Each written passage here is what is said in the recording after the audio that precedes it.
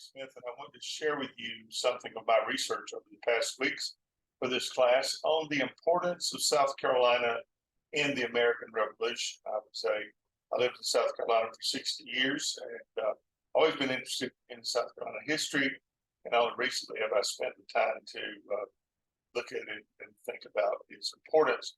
You know, as historians, we tend to have a very myopic view of the founding of the country and also the Revolution.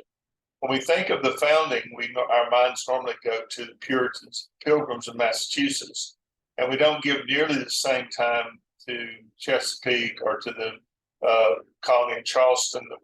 Those were all areas where the founding started, the settlement started.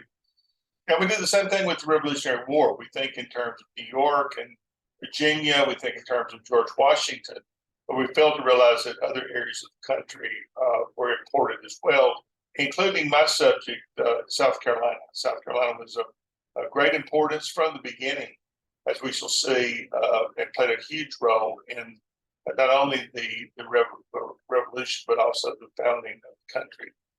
South Carolina's significant contribution to the American Revolution arises from several things, I think. One was the pattern of settlements. Secondly, was its wealth and importance to the British trade, and the determination and the resolve of its people in resisting Great Britain's efforts to pay tax its production and to deny its freedoms. His leadership in winning the war with England and with helping to form a new nation is a vital part of the American narrative. And so hopefully we can understand some of that as we think about the history behind the role of South Carolina in the American Revolution. First of all, I'd like you to notice the palmetto tree, which is the important symbol of South Carolina, which developed during the Revolution, and we'll see some artwork as we move through that's important as well.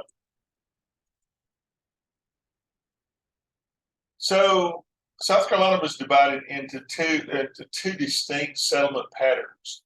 The elites in Charleston were British and not far removed from the nobility, but they had been a long time away from the mother country.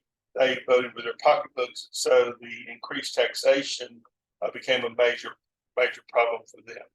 Charleston was settled from Barbados, essentially slaves and an elite white population from English backgrounds who had grown very wealthy in Barbados. The Lord proprietors who were given the land that now became Carolina in name and then later divided, stretched from Georgia all the way to the Cape Fear Basin at the top of near Virginia, the Virginia line. The Lord proprietors, because they had supported Charles II when he was in exile, when he was returned to the throne, he gave them this land and gave them the right to govern as they saw fit. So they were looking for ways to make money and to increase their fortune. And so the first settlers that came to Charleston were actually 3 boatloads of slaves from the Barbados with their elite owners. And they came here hoping to establish in South Carolina a production for things that England was buying in the Middle East through the Mediterranean from Muslims. They wanted to grow tea and rice and indigo and make silk. Of course, many of those things did not pan out, but rice became the major crop of Charleston and the surrounding area. And so it really made these men become very, very wealthy by the time of the Revolution. Interestingly enough, when slaves were being brought in the elites of Charleston wanted particular slaves from a particular region of Africa because they had experience in rice producing. This comes from Henry Lawrence Papers, who was one of the famous, probably unknown founding fathers of the country, but he talks at length about the kind of slaves that they would like to have brought into South Carolina. The elites also were very careful about who they wanted to settle in South Carolina, at least in the areas where they're growing rice, Charleston and the Low Country.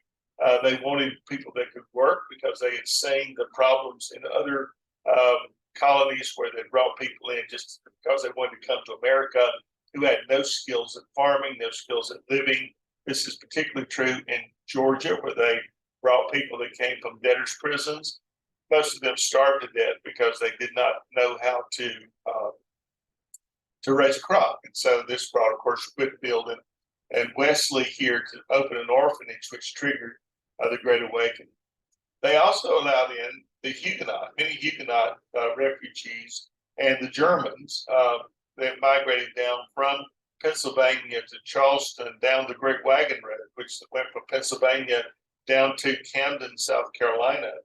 And so they came in, and they were actually skilled farmers and part of the Low Country. The other part of South Carolina that's distinctive is what we would call the back country.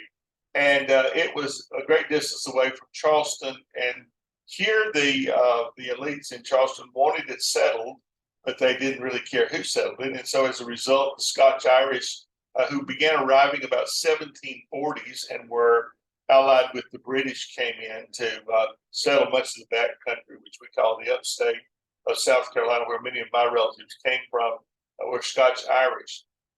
Mainly at that point, the elites in Charleston were looking for settlers to provide a buffer between them and the Indians, the Cherokee and the Yamasee, who were always attacking Charleston and the Low Country.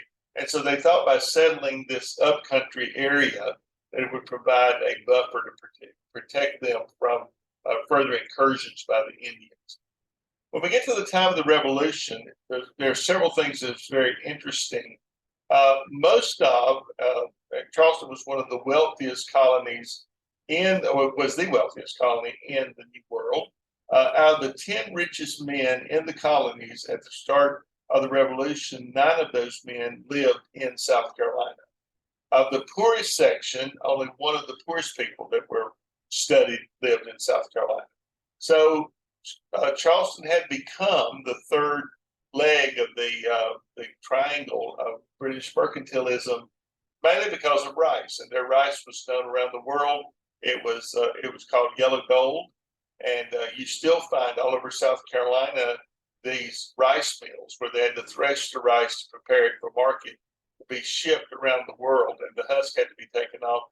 You will still find many of these old sites around the lower part of the state, and all the way up through the Cape Fear Basin in North Carolina. The rice was grown in the tidal basins, and they were very much able to grow quite a bit of rice. By the time of the Revolution, there were hundreds of tons of rice going out of South Carolina and bringing in great wealth. And so the British valued Charleston as one of the great producers of their mercantilism.